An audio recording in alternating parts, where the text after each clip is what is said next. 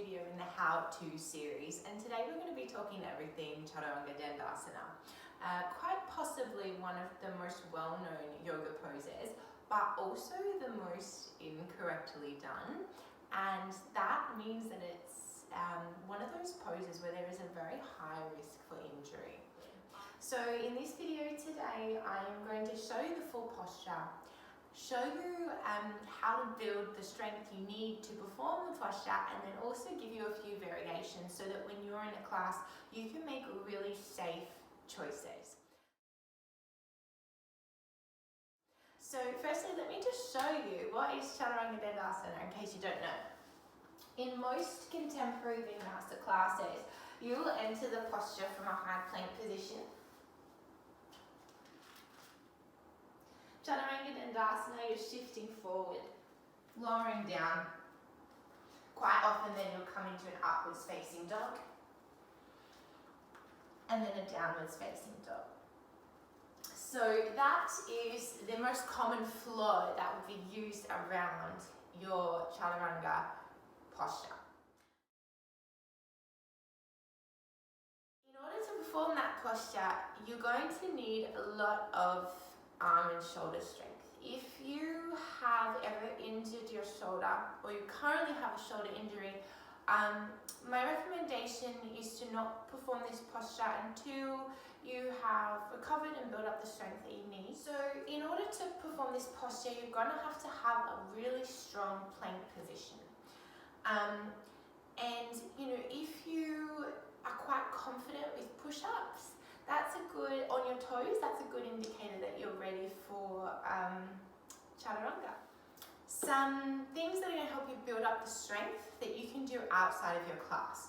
So the first thing is push-ups. Push-ups on your knees, tricep push-ups. So you can bring your hands still in shoulder width distance apart and work on your tricep push-ups. The other thing you can do is come up into your plank pose and hold. So even if it's 30 seconds on day 1, 40 seconds on day 2, 50 seconds on day 3. Then from your plank pose, outside of your class, just practice that shifting forward movement. So maybe on day 1 you'll do 5. 1, 2, 3, 4, 5. Work up to 10, and you will notice that the pose also requires a lot of strength in the wrist, a lot of movement in the wrist, strength in the shoulders, and a lot of mobility in the shoulders. So that simple movement of shifting forward is going to help you to build up towards the full posture. I performed this pose for a long time incorrectly and didn't know how to do it correctly, and then was never able to build up the strength that I needed to do it properly. So one of the most important elements in Chaturanga is that inhale, shifting forward. Inhale, shifting forward. This is quite often not cued in a class, and I remember when I first started, I would be in my high plank pose and the teacher would say, high plank, low plank. And you're like, and you're trying to lower, and your elbows are coming back too much, and your titties are inside of your hands, and then you're trying to push up, and it just is not functional. You're aiming for an inhale, shift forward. Your chest is coming through your hands, and you're lowering down so that your upper arm is parallel to the floor, and you have a 90-degree angle at your elbow.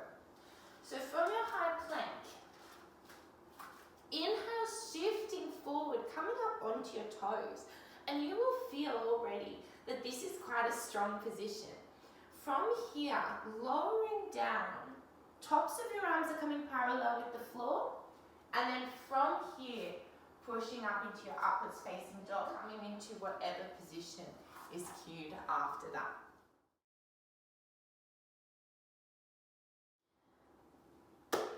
Modifications. So if you are not feeling confident or haven't built up the strength yet for this pose, I would suggest simply drop your knees. So in your class, you can come up into your plank pose, but the minute the teacher says, okay, lowering down, drop your knees. Shift forward slightly. Draw your elbows in towards your ribs and lower down. If you perform the modification correctly, you will still be building up that strength that you need to work up towards the full posture. That's a beautiful modification. If you're coming down with the modification dropping your knees, I would recommend just taking a baby cobra at the bottom, not a full upwards facing dog. So in the full posture, you'll come down, lower, upwards facing dog. If you're taking a modification, drop your knees, lower all the way down to the mat, untuck your toes, push up into a baby cobra, lower down, then come up into your downwards facing dog or the like. If you have any questions, feel free to ask. I hope that I've covered a few things in there for you, and I'll see you on the mat.